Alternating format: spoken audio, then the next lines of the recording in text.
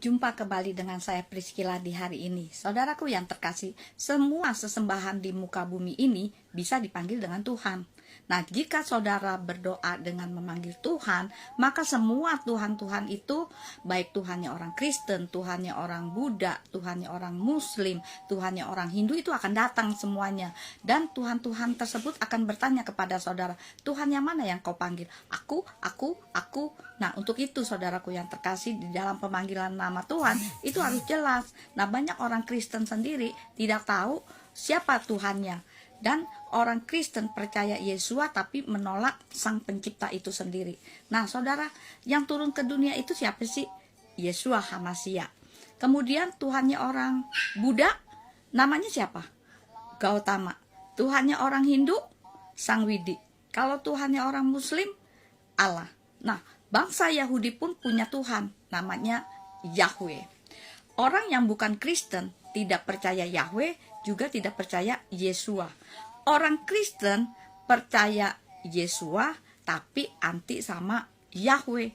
Padahal dalam Yohanes 10 ayat yang ke-30, di situ dikatakan aku dan Bapa adalah satu.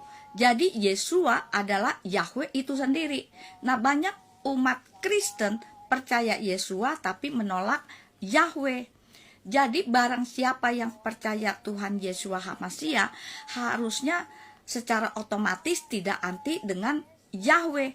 Nah, kita yang masih hidup di muka bumi ini, kita harus mengisi kehidupan kita dengan menerima Tuhan, taat, berdoa, dan dengan firman, dan melakukannya, saudara.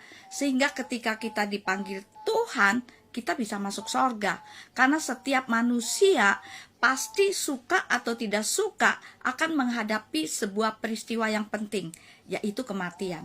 Untuk itu saudaraku yang terkasih, yang kita yang sudah mengenal kebenaran akan nama Yahweh, kita tidak boleh berdiam diri. Kita harus tetap memberitakan tentang Injil keselamatan, tentang kebenaran kepada orang-orang yang ada di sekitar kita, sehingga orang-orang yang ada di sekitar kita akan menerima anugerah keselamatan. Nah, sekian renungan hari ini. Apabila saudara terberkati dengan renungan hari ini, kirim-kirim kepada yang lain, sehingga orang lain pun akan memperoleh berkat melalui renungan hari ini. Tuhan Yesus memberkati.